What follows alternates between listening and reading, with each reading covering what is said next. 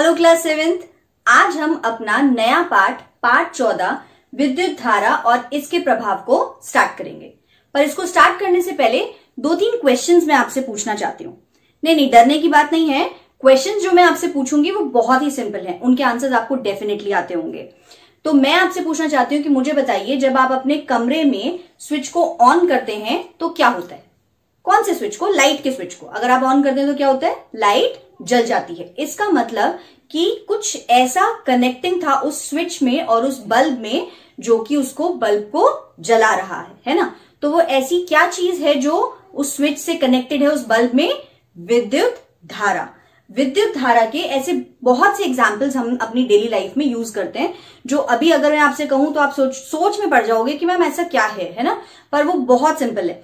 क्या? जैसे light on हो रही है, जैसे आप गीजर गर्म कर रहे हो क्योंकि अब सर्दियां आ रही हैं पानी गर्म करने के लिए, या फिर सिंपल आप कोई भी इलेक्ट्रिक अप्लायंस जो यूज कर रहे हैं, चाहे वो माइक्रोवेव हो, फ्रिज हो, फैन हो, एसी, कूलर, टीवी, कुछ भी हो, है ना? तो आप उन सब को किस से जला सकते हैं? इलेक्ट्रिसिटी से, राइट। तो विद्युत धारा के प्रभाव जो है वो किस तरीके के होते हैं? मान लीजिए अब मैं आपको कहूं कि आपको कपड़े प्रेस करने हैं, तो क्या होता है? आप प्रेस का प्लग लगाते हैं और उसके बाद क्या होता है? प्रेस गर्म हो जाती है। तो ये ऐसा प्रभाव क्यों होता है?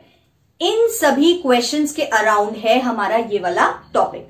तो पहले जानते हैं कि आज जो टॉपिक मैं आपसे डिस्कस करने वाली हूं उसके लर्निंग आउटकम्स क्या हैं। जो टॉपिक हम आज पढ़ेंगे उसको पढ़ के आप क्या करने में सक्षम हो जाएंगे। सबसे पहले आप ये जान पाएंगे कि एक विद्युत परिपथ या इलेक्ट्रिक सर्किट क्या होता है।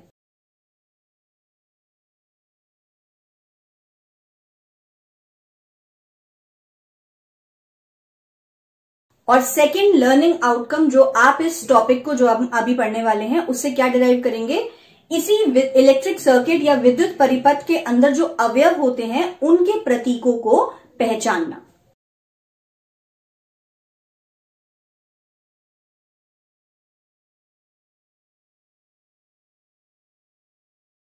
तो चलिए शुरू करते हैं हम अपना फर्स्ट टॉपिक, विद्युत परिपथ के अवयव और उसके प्रतीक। तो हमारा आज का टॉपिक है विद्युत अवयव के प्रतीक। पर इस टॉपिक को पढ़ने से पहले भी एक क्वेश्चन है मेरे दिमाग में, जो कि एक्चुअली आपके दिमाग में होना चाहिए। वो क्या? कि हमें विद्युत अवयवों को प्रतीकों में क्यों निरूपित करना चाहिए? क्यों? क्योंकि बेटा ये जो प्रतीक होते हैं ये इजीली हम ड्रॉ कर सकते हैं और इजीली हम इनको समझ सकते हैं, तभी हम इनका जब हम एक सर्किट बनाते हैं तो उसमें उपयोग कर सकते हैं। अब आप मुझे बताइए कि एक विद्युत परिपथ में या विद्युत के अवयव क्या होते हैं। उसके बाद मैं विद्युत परिपथ को कंबाइन करके बताऊंगी कि वो होता क्या है। तो मुझे आप बताइए कि विद्युत अवयव कौन कौन से होते हैं। सबसे पहले हमें चाहिए होता है एक विद्युत सेल।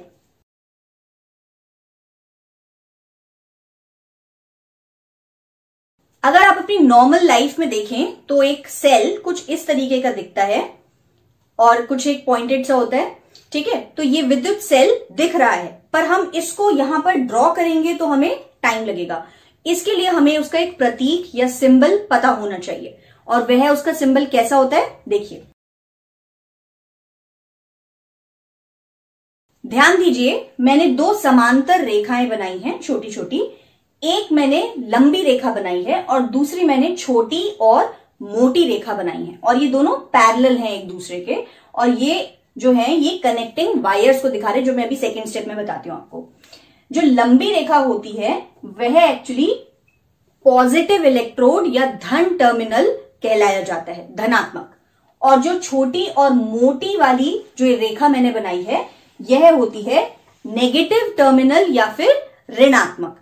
तो अब ये जो सेल है इसको भी अगर आप ध्यान से देखें तो इस सेल में आप देखेंगे यहां आपको एक पॉजिटिव साइन दिखेगा और नीचे आपको एक नेगेटिव साइन दिखेगा। तो इस सेल के अंदर भी पॉजिटिव और नेगेटिव होता है, यही हमने एक प्रतीक में शो किया है। दूसरा मैं लेती हूं संयोजक तार। संयोजक तार या कनेक्टिंग वायर्स दिखने में कोई भी कलर की हो सकती हैं, पर जब हमें उसे प्रतीक में ड्रॉ करना है तो हम एक लंबी रेखा बना देते हैं, ठीक है? यह रेखा जो है यह कनेक्टिंग वायर को डिनोट करती है। यही जो आप सेल में दिख रहे हैं ये भी कनेक्टिंग वायर्स हैं। तीसरा अब मैं बात करती हूं विद्युत बैटरी की।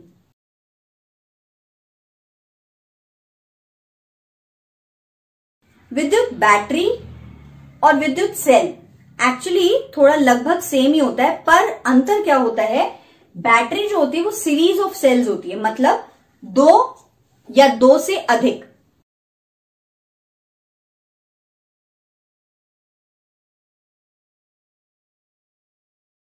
दो या 2 से अधिक सेलों का संयोजन बैटरी कहलाता है। और ये कुछ इस तरीके से कनेक्टेड होते हैं कि एक सेल उसका पॉजिटिव टर्मिनल जो होता है वो दूसरे सेल के नेगेटिव टर्मिनल से कनेक्टेड होता है। कैसे, इसका प्रतीक देखिए, मैंने आपसे कहा 2 या 2 से अधिक, 3 बना रही हूं मैं।